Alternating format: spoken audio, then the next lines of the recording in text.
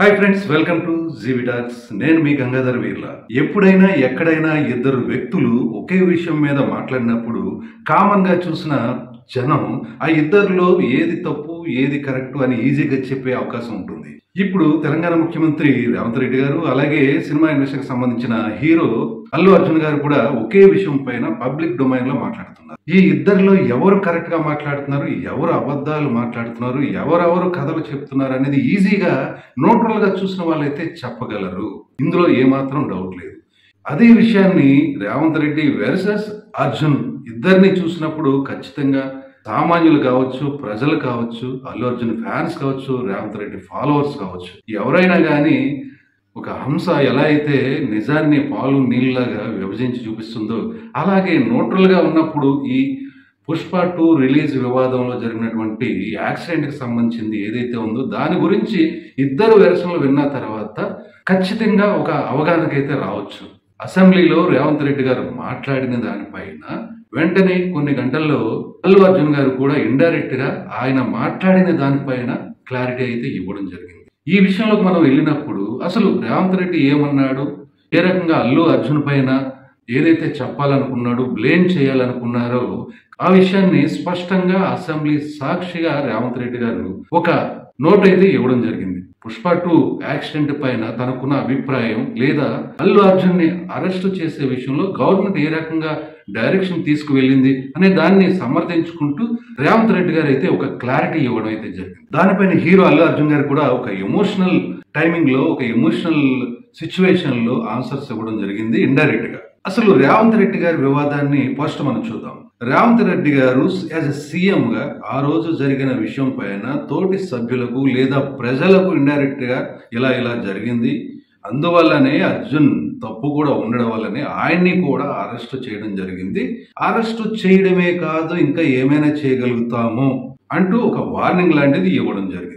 రేవంత్ రెడ్డి గారు ప్రసంగించిన దాంట్లో కొన్ని అంశాలు అయితే చాలా వివాదాస్పదమైన అంశాలుగానే మనం భావించాలి. ఆయా అంశాలని ఒక్కొక్కటిగా ప్రస్తావించుకోదలుచుకున్నప్పుడు రేవంత్ గారు చనిపోయిన విషయాన్ని కానీ, లేదంటే వాళ్ళ బాబు కూడా కోమాలో ఉన్న విషయాన్ని కానీ అల్లు అర్జున్ వరకు, సినిమా థియేటర్లో ఉన్నటువంటి అల్లు అర్జున్ వరకు కూడా తీసుకెళ్లడం జరిగింది. కానీ ఆయన వినలేదు, అక్కడే సినిమా హాల్లో ఉండి మొత్తం సినిమా చూసి బయటకు వస్తాను అని అన్నాడని రేవంత్ రెడ్డి గారు స్వయంగా ఒక సీఎం హోదాలో ఉండి అఫీషియల్ గా ఆ విషయాన్ని బయటపెట్టారు. ఇందులో ఎంత నిజం ఉంది, అబద్ధం ఉంది అనేది తర్వాత చూద్దాం. ఇక రెండో విషయం, అల్లు అర్జున్ సినిమా థియేటర్కి వచ్చేటప్పుడు ఒక రోడ్ షో లాగా లేదంటే ఒక ర్యాలీ లాగా వచ్చారు. అందువల్లనే థియేటర్ ముందు చాలా పెద్ద ఎత్తులో వేలాది మంది అభిమానులు ఆ థియేటర్కు చేరుకోవడం వల్ల, ముందుగానే రావడం వల్ల తొక్కిసలాట జరిగింది. ఆ తొక్కిసలాటలో ప్రాణ నష్టం జరిగింది కనుక ఈ యాక్సిడెంట్ జరగడానికి ప్రధాన కారణము అల్లు అర్జునే అని ఆయన సొంత గొంతులో ఏకైక స్వరంతో ఆరోపించడం జరిగింది. ఇక మూడవది చాలా ఇంపార్టెంట్ పాయింట్ ఏంటంటే, అల్లు అర్జున్ గారు ఒక్క పూట జైల్లో ఉన్నందుకు సినిమా ప్రముఖులంతా కూడా క్యూ కట్టుకుని ఆయన ఇంటికి వెళ్ళారు అన్నారు. అక్కడతో బాగానే ఉంది. విమర్శించడానికి ఒక పక్క బాధితులు హాస్పిటల్లో ఉన్నారు, ఆ కుటుంబానికి సంబంధించిన రేవంత్ గారు చనిపోయారు అనే విషయాన్ని పక్కన పెట్టి సినిమా వాళ్ళంతా అర్జున్ వైపుకి వెళ్ళి పరామర్శించడానికి వెళ్ళారు అనడం, విమర్శించడం బాగానే ఉంది.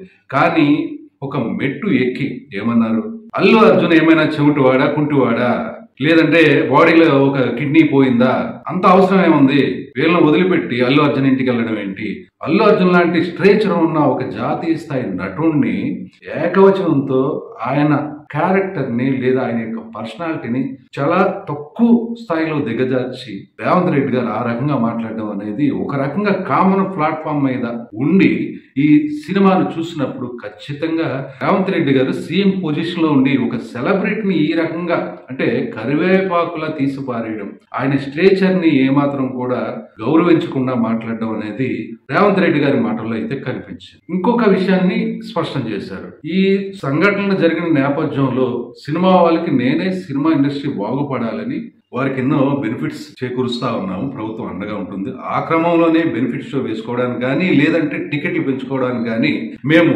సహకారం అందించాం. కాకపోతే ఈ సినిమా ఇండస్ట్రీ వెర్షన్ చూసిన తర్వాత, ఈ సంఘటనలు చూసిన తర్వాత ఖచ్చితంగా నేను సీఎం కుర్చీలో ఉండగా బెనిఫిట్ షోలు, టికెట్లు పెంచుకునేదే లేదు, ప్రసక్తే లేదు అని ఆయన తెగేసి తొడగొట్టు మరీ అసెంబ్లీ సాక్షిగా చెప్పడం జరిగింది. సో రేవంత్ రెడ్డి గారు అసెంబ్లీలో ఆయా విషయాల మీద స్పష్టంగా అటాకింగ్ గా చాలా దురుసుగా మాట్లాడిన తర్వాత, ఒక సీఎం హోదాలో ఉండి మాట్లాడిన తర్వాత అవతల వైపు రియాక్షన్ కూడా ఆటోమేటిక్ గా ఉంటుంది. ఆ రియాక్షన్ ఫలితంగా కొన్ని గంటల్లో ఒక 1 అవర్ 2 అవర్ గ్యాప్ లో అల్లు అర్జున్ కూడా ప్రెస్ మీట్ కాల్ చేసి ప్రెస్ మీట్ పెట్టడం, తను చెప్పాలనుకున్న విషయాన్ని చెప్పడం జరిగింది. ఈ ప్రెస్ మీట్ లో అల్లు అర్జున్ గారు స్పష్టం చేసిన విషయాలు ఏంటంటే, క్లియర్ గా ఆ రోజు నేను రోడ్ షోగా వెళ్ళలేదు, లేదంటే ర్యాలీగా వెళ్ళలేదు, అభిమానుల్ని మరింత రెచ్చగొట్టేలాగా నేను ఏ చర్యకు పాల్పడలేదు, పర్మిషన్ తీసుకుని వెళ్ళాను, పోలీసులు కూడా నాకు వెల్కమ్ చెప్పారు, ఆ రకంగా థియేటర్లోకి వెళ్ళడం జరిగింది, ఫ్యామిలీతో కలిసి సినిమా చూశాను, బయట ఏం జరుగుతుందో తెలియదు నాకు, పోలీసులు అయితే మా పిఆర్ టీంకి ఇన్ఫార్మ్ చేసి బయట కొంచెం క్రౌడ్ ఎక్కువగా ఉంది కనుక వెళ్ళిపోమన్నారు అని నాకు చెప్పడంతో, వారు చెప్పగానే నేను నా ఫ్యామిలీతో బయటకు వచ్చేసాను. ఎలా అయితే వచ్చానో ఒక నమస్కారం పెట్టి అలాగే వెళ్తూ కూడా జనాలకి అభివాదం చేసుకుంటూ ఒక నమస్కారం పెట్టి వెళ్ళిపోయాను.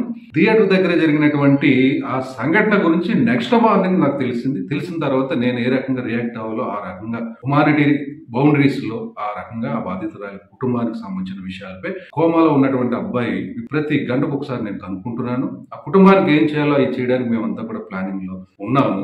కానీ నేను రోడ్ షో చేశానని లేదా ఇంకోటి ఆ హత్యకు నేను కారణమయ్యని చెప్పడం అనేది నా పైన నా గౌరవాన్ని కించపరచడం అంటూ ఆయన స్పష్టం చేశారు. అయితే ఫైనల్ కన్క్లూజన్ గా మనం థర్డ్ పర్సన్ గా న్యూట్రల్ గా చూసినప్పుడు, సీఎం హోదాలో రేవంత్ రెడ్డి గారు మాట్లాడిన తీరు ఖచ్చితంగా ఖండించాల్సిందే.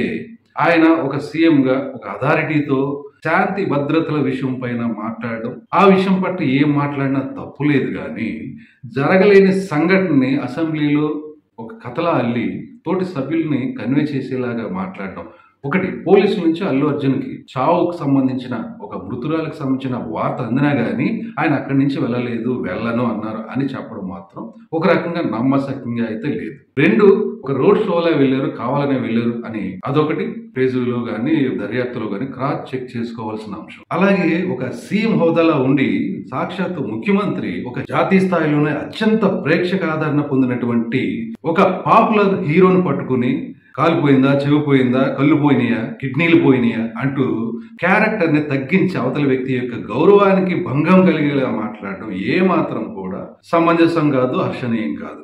అత్త మీద కోపం దుత్త మీద చూపించామంటారే పెద్దలు, అలాంటి మాదిరిగా అల్లు అర్జున్ పుష్ప 2 వివాదం పైన ఏదైనా కోపం ఉండొచ్చు. అల్లు అర్జున్ పై ఉన్న కోపాన్ని సినిమా ఇండస్ట్రీపై చూపించి ఇక భవిష్యత్తులో బెనిఫిట్ షోలు వేయడానికి కానీ, టికెట్లు పెంచుకున్న విధానానికి కానీ ఏమాత్రం తావుండదు.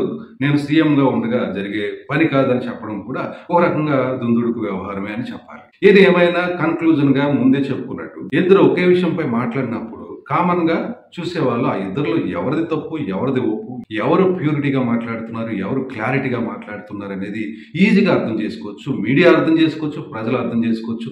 ఈ పుష్ప వ్యవహారం, యాక్సిడెంట్ కి సంబంధించిన వ్యవహారాన్ని మొదటి నుంచి ఫాలో అవుతున్న వారికి స్పష్టంగా తెలుస్తుంది.